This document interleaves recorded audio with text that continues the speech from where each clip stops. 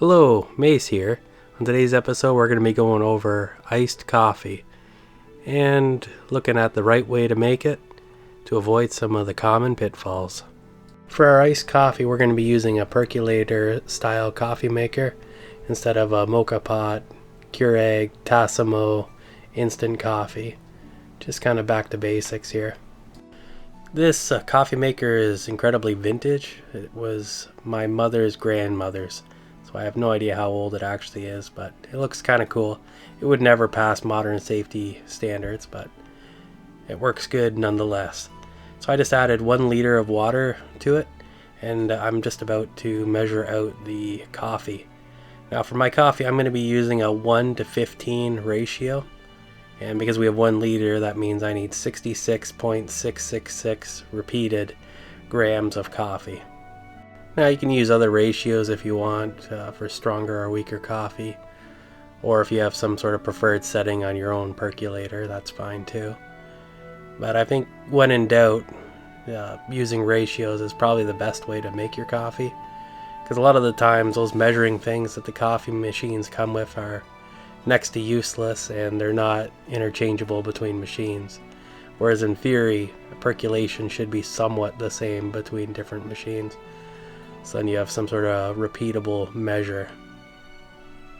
And now we're able to fully assemble our coffee machine. And then I'm going to set the degree of cook on it to medium. And I'm going to actually set it before I plug it in. I'm going to set it, have the cord plugged into the machine, and then plug it into the wall to start it. That way I'm not touching it. Because with a machine like this, there's no ground pin. So theoretically, you could get a shock by touching the metal portion. Although it's probably perfectly fine, but that's the reason why it wouldn't pass modern safety standards, is because it's exposed metal without a ground plug. It's the same thing with a lot of other vintage electronics, like toasters as well. Okay, now that our coffee's done, I've unplugged it, and I'm just gonna pour it into this vessel here. I'm actually going to let it cool off. I mean, one of the things you can do that's kind of wrong with making iced coffee is you just take hot coffee and pour it onto ice. It'll just melt all the ice and you get kind of this watery coffee taste, and that's not really what you want to go for.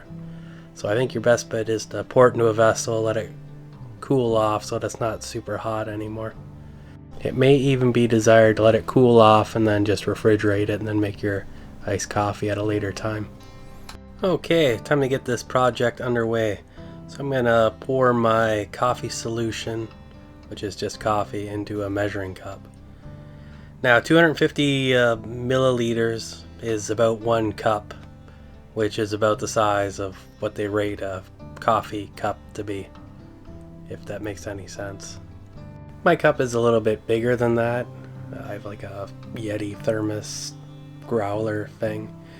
And so I'm going to do 350 milliliters, then I'm going to add about 50 milliliters of cream and about 100 milliliters of milk, and that should give me a somewhat ideal ratio.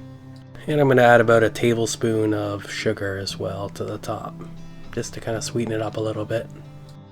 Now I'm going to give it a little bit of a mix and then give it a little bit of a try and see what I think of it. Now, after trying it, I determined it wasn't quite creamy enough, so I decided to add a little bit more cream. But when it comes to making your own iced coffee, you can really make it to your own taste. I know a lot of people, they don't really like coffee, but they like iced coffee. And for people like that, I recommend, use coffee, then add water to the coffee so it's not so strong. And then you can usually get a little bit of that type of flavor going on. If you want it super creamy, of course, just add more cream. If it's not sweet enough, add more sugar. I'm just using 10% cream here.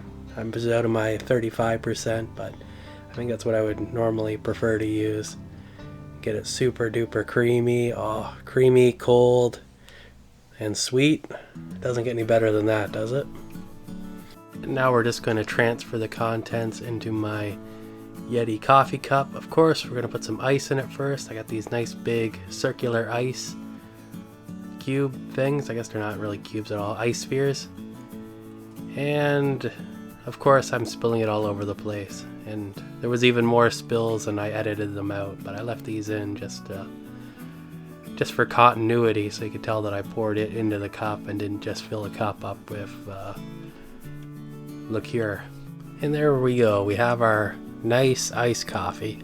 And I'm just going to turn the rest of this coffee into iced coffee as well, or at least a bit of a premix. So I'll just add some cream and sugar and whatnot to it, and then I'll just add it to a cup of ice later on, and I got pre-made iced coffee. Either way, that's the end of this one, so let me know in the comments below you like to make your iced coffee.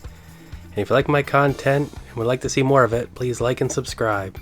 And until next time, stay awesome.